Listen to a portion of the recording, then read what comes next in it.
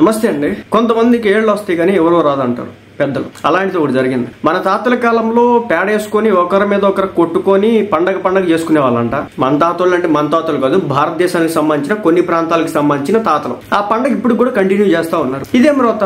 ఇది ఎంతవరకు కరెక్ట్? పేడ వల్ల మీరు వేసుకొని చేస్తే తెచ్చారు, కానీ ఎవడో ఫారినర్ యూట్యూబర్ మన కంట్రీకి వస్తే, మన కంట్రీకి వస్తే మన దేశానికి సంబంధించినటువంటి హెరిటేజ్ ని చూపించాలా, మంచిని చూపించాలా, మన దేశం గొప్పతనాన్ని చూపించాలా. అది చూపించాల్సింది పోయి వాడిని కూడా పేడలో ముంచి ఇదిగో ఇండియా అంటే ఇది, అసలుకే మనోళ్ళని మురికోళ్ళు, మురికి కంపోళ్ళు అని చెప్పేసి తిడతా ఉంటారు. అదే విధంగా చివరాఖరికి మాల్దీవ్స్ కూడా మనల్ని అవమానిస్తా ఉంది, వీళ్ళ దగ్గర ఉంటే కంపు వస్తా ఉంటది అని చెప్పి. మనకి సిగ్గు లేదు. కొంతమంది వల్ల దేశంలో అందరూ కూడా ఆ విధమైన ప్రొజెక్షన్కి వెళ్తున్నటువంటి పరిస్థితి. ఎందుకు చేయాలి ఇలాగా?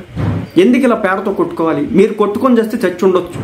ఆడెవడన్నా ఫారినర్ వస్తే బాబు ఇది మేము లోకల్ వాళ్ళు చేసుకునేది, మీరు దొబ్బేండి అని చెప్పి చెప్పాలి కదా. ఆడిని కూడా తీసుకొచ్చి దాంట్లో దించి ఆమె వేయడం, ఆడేమో వీడియోలు తీయడం, ప్రపంచానికి చూపించడం. ఇండియా అంటే ఇది కంపు దేశం భారత్ ప్రపంచం. మన దేశంలో అందరూ 140 కోట్ల మంది దాన్ని సెలబ్రేట్ చేసుకుంటారా? దీనికి సంబంధించి చూస్తే విదేశీ యూట్యూబర్పై భారతీయులు పేడ చల్లి పూర్తిగా అందులో ముంచారు. దీనికి సంబంధించిన న్యూస్ సోషల్ మీడియాలో వైరల్ కావడంతో తీవ్ర విమర్శలు వస్తున్నాయి.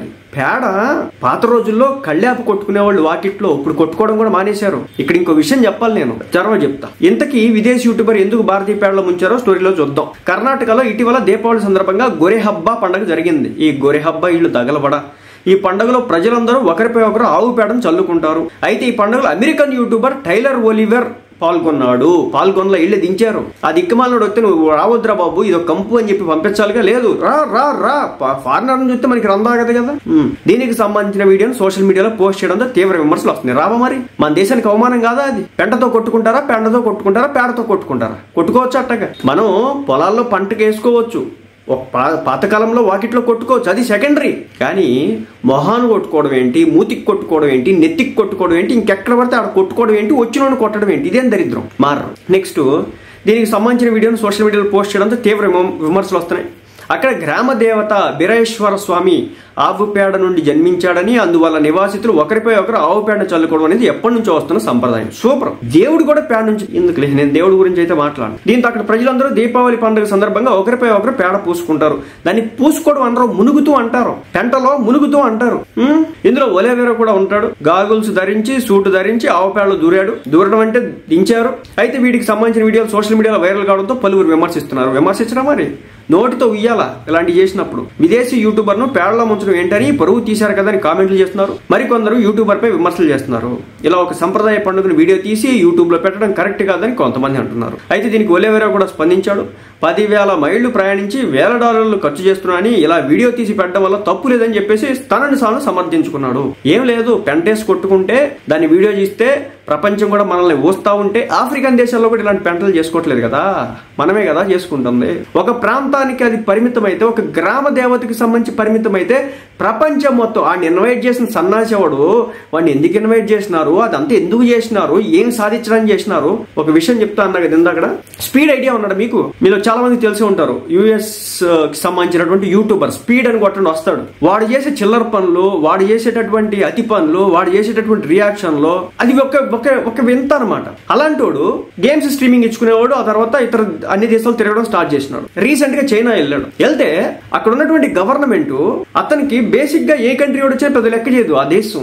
అలాంటి దేశం ఒక అమెరికన్ టాప్ యూట్యూబర్ మిలియన్ల కొద్ది సబ్స్క్రైబర్లు ఉన్నారు. వస్తే అతనికి రెడ్ కార్పెట్ వేసి అతని కంట్రీలో ఎక్కడికి వెళ్తానన్న ఆంక్షలు లేకుండా తిప్పి తింటారన్న ఆహారం మొత్తాన్ని కూడా అతని కోసం అని చెప్పేసి పర్టికులర్ గా మీరు చూడండి అతని వీడియోలో ఉంటే చైనాకి సంబంధించి ఎంత చక్కగా ఉంటాయంటే, వాళ్ళు తయారు చేసినటువంటి డ్రోన్స్ కి సంబంధించి, వాళ్ళు చేసినటువంటి వస్తువులకు సంబంధించి, మొబైల్స్ కి సంబంధించి, ట్యాబ్స్ కి సంబంధించి, ల్యాప్టాప్స్ కి సంబంధించి, వాళ్ళు తయారు చేసిన గ్యాడ్జెట్స్ కి సంబంధించి, అదేవిధంగా ఎయిర్ లో ఎగిరేటటువంటి డ్రోన్స్ కి సంబంధించి అతని కొంటూ స్పెషల్ గా వాటన్నిటిని కూడా ఒక ప్రచారం కల్పించుకున్నారు.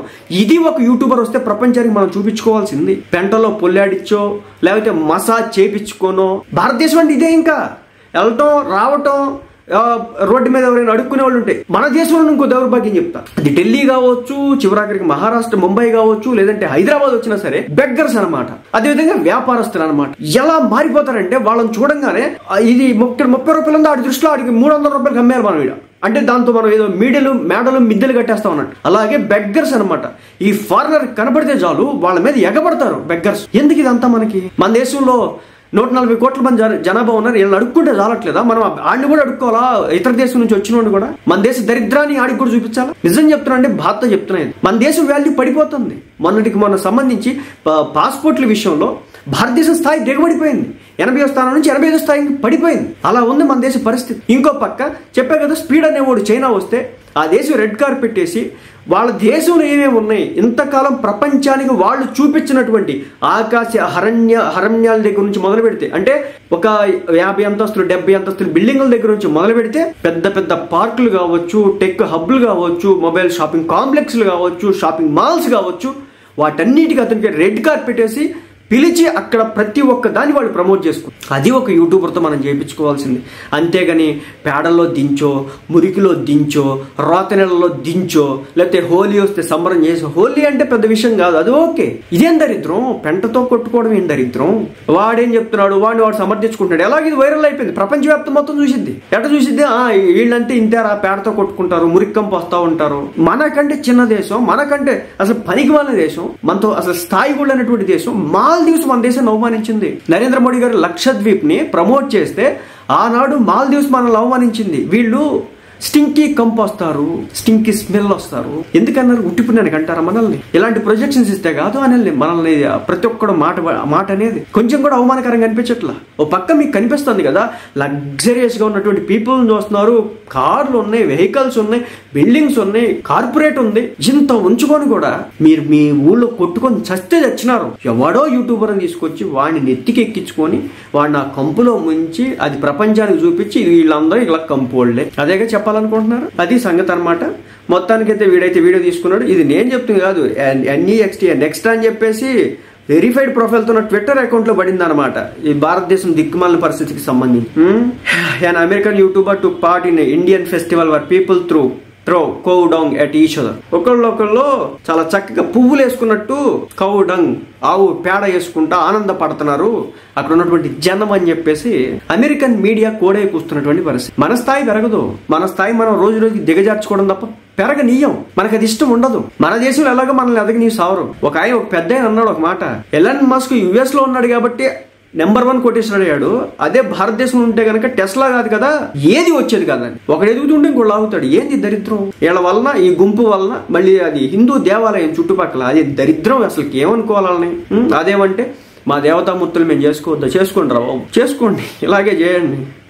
ఇలాగే దేశం పరువు బజార్నే.